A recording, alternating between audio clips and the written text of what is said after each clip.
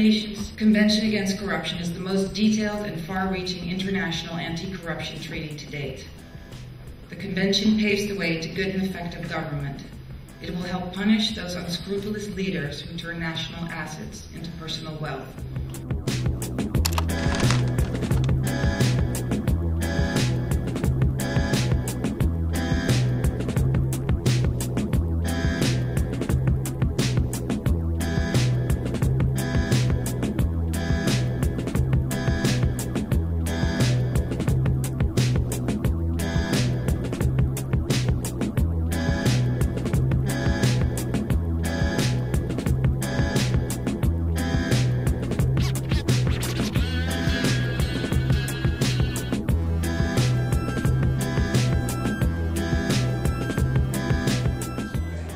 The UN Convention Against Corruption is a global instrument, but also very useful for each country.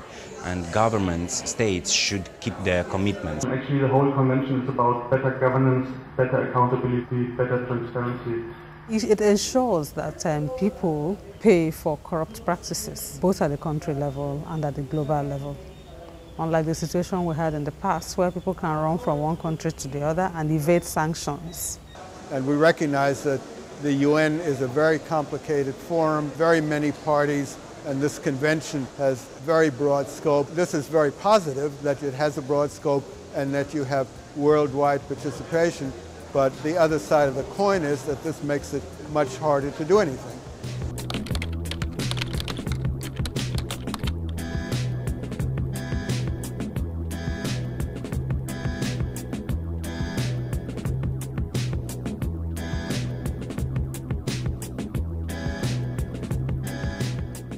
And we believe that it is important for the world that these promises are being kept, and that indeed all of those that have been given hope that corruption would be tackled on a global basis, that actually they now will see some results.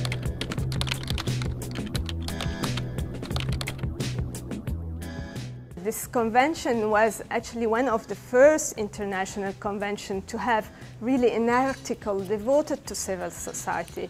Article 13 instructs government that they have to ensure the active participation of civil society.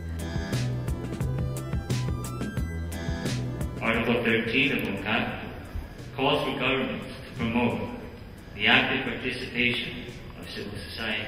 That there is a role to play for civil society is specifically recognized in the UNCAC. We have the responsibility to do that.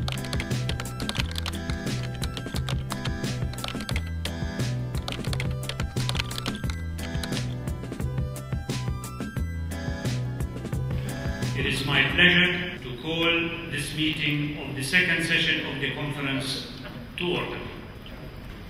Ladies and gentlemen, corruption is a communicable disease within and across countries.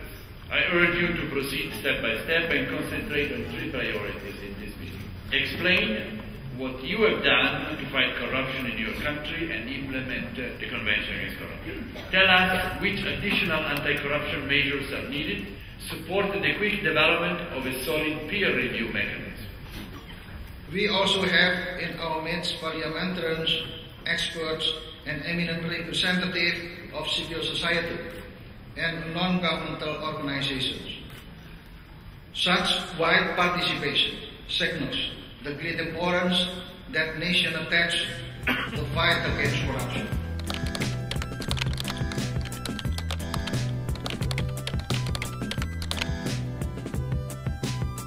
We hope that by bundling our efforts, we'll be able to confront the delegates with the promises that have been made, with the expectations that there are. We come here with some suggestions, with some ideas for being shared and for obtain from other countries best practices, good experience. Whether they believe it or not, they are our governments, they are accountable to us.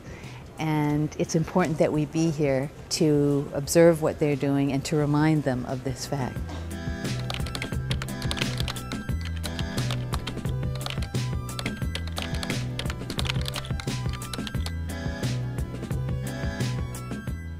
This is the second UNCAC meeting. Basically, we are repeating the agenda that we discussed in Jordan. One is the need to have review mechanisms. The second is technical assistance. The third is asset recovery.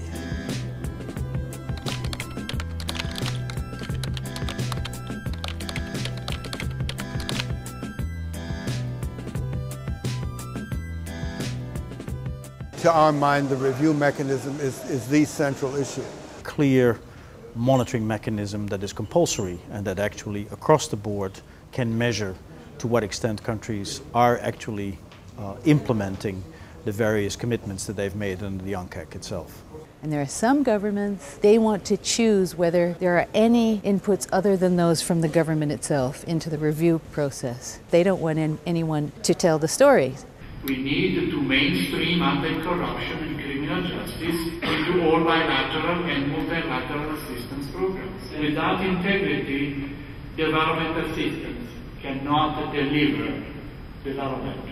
Technical assistance should be based on needs of countries, and these needs have to be prioritized. It's also very important to include monitoring mechanisms within the aid process to ensure impact. What are we talking about when we talk about asset recovery? So it's a question of reviewing backward the steps that the money launderers follow in order to hide the resources. What is the possible channel? How much is the amount of money? What are the people involved? Who were the perpetrator? Who assisted the perpetrator, and so forth? I want to see proposals that are going to come out of this conference that are going to lead to more assets being recovered now.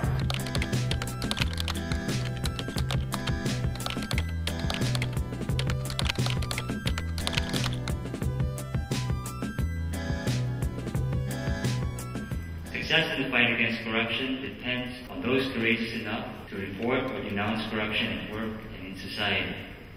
We note with grave concern the killings of journalists, anti-corruption activists, and those who defend them, as well as a large number of citizens and workers who are sacked, suspended, or removed from their jobs, unlawfully prosecuted, imprisoned, subjected to physical attacks and threats, or otherwise harassed.